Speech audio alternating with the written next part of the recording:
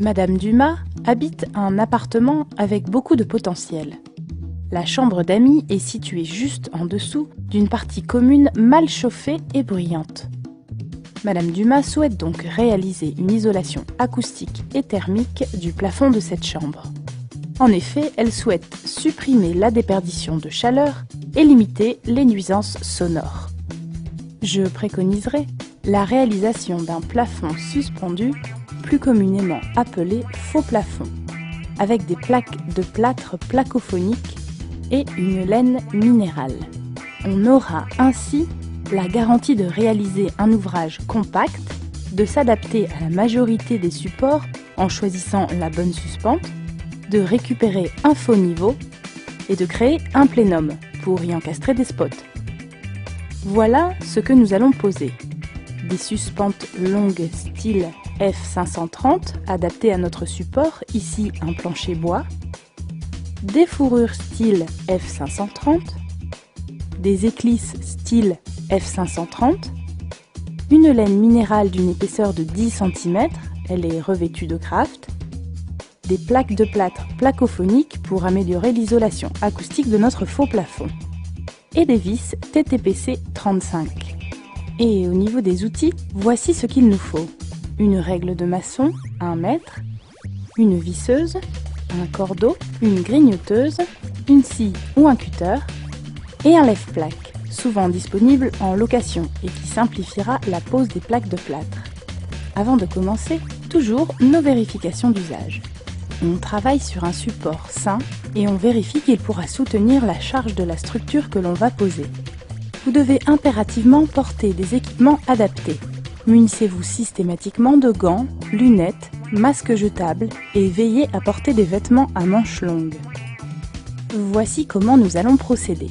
D'abord, nous allons fixer les suspentes longues style F530, puis les fourrures style F530. Ensuite, la laine minérale Isoconfort 35 revêtue craft, et enfin, les plaques de plâtre placophoniques. Nous allons commencer par fixer les suspentes en respectant un espacement de 60 cm maximum entre les lignes d'ossature et un espacement d'1,20 m entre les points de fixation. On commence donc par fixer les suspentes longues style F530 dans chaque coin de la pièce. On trace un repère pour l'emplacement de la première suspente. Il faut laisser au maximum 10 cm entre le mur et la suspente. Puis on trace un repère correspondant à la hauteur désirée pour le plafond, moins l'épaisseur de la plaque de plâtre, dans l'alignement du premier repère. On place maintenant la suspente sur le premier repère, perpendiculairement à la solive. Puis on fixe la suspente à l'aide de vis adaptées de 35 mm de longueur minimum. On visse en 2 points.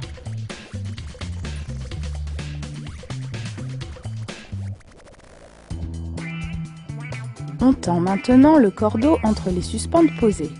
Un conseil pour fixer le cordeau, effectuez un tour dans l'encoche de la suspente. Faites le tour de la pièce. Nous allons maintenant mettre en place les suspentes intermédiaires. On les pose tous les 60 cm maximum le long du cordeau. Il suffit d'aligner les encoches face au cordeau et visser. Faites de même le long de la solive du mur opposé. On matérialise les lignes de pose perpendiculaires aux précédentes en tendant le cordeau d'un bout à l'autre de la pièce. Puis on fixe les suspentes tous les 1,20 m maximum alignés au cordeau et tous les 60 cm maximum entre les lignes d'ossature. C'est seulement lorsque toutes les suspentes sont disposées qu'on peut ôter le cordeau. On mesure ensuite la longueur de la pièce. Puis on reporte la mesure moins 1 cm sur une fourrure style F530. On découpe à l'aide de la grignoteuse. On clipse la fourrure sur les suspentes. Ici, l'une des fourrures n'est pas assez longue. On assemble donc 2 fourrures à l'aide d'une éclisse style F530. Et on la clipse sur les suspentes. Faites de même sur chaque ligne de suspente. On ouvre maintenant un rouleau de laine minérale au cutter. Il faut bien prendre soin de couper l'emballage au niveau du début du rouleau. C'est pour éviter de couper le revêtement en papier craft. Pour éviter d'abîmer votre sol, utilisez une planche de bois comme support lors de la découpe.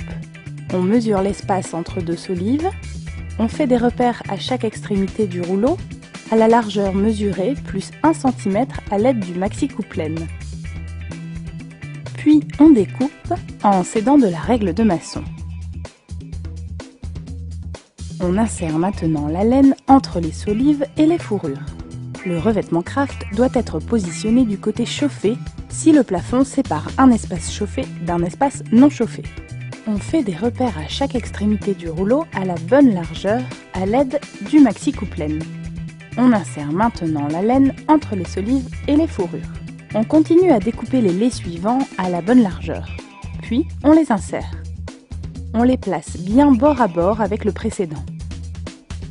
On fait de même pour chaque lait de laine minérale à poser. Le lève-plaque vous aidera à positionner les plaques contre les fourrures. On charge la première plaque placophonique en appui sur les crochets.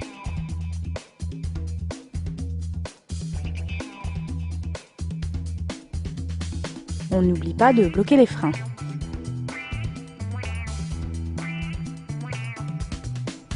Maintenant, on fait monter l'ensemble à l'aide de la manivelle, jusqu'à ce que les plaques touchent les fourrures F530.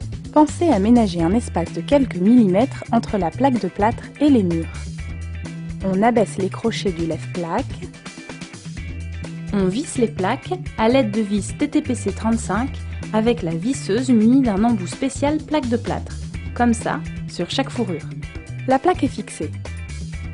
On fait descendre le plateau du lève-plaque pour dégager la plaque. Puis, on place les vis le long des fourrures, tous les 30 cm maximum.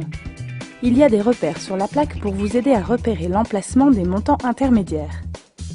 Faites de même sur toute la surface à couvrir. Il faudra couper une plaque pour terminer la pose. Pour ça, on mesure la largeur nécessaire à deux endroits différents.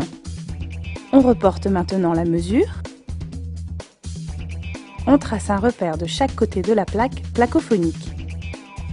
Puis on trace le trait de coupe en s'aidant de la règle de maçon. On coupe la plaque de plâtre à l'aide d'une scie tout en la maintenant. Vous pouvez aussi utiliser un cutter pour la découpe. Puis on la fixe comme précédemment. Je récapitule les étapes.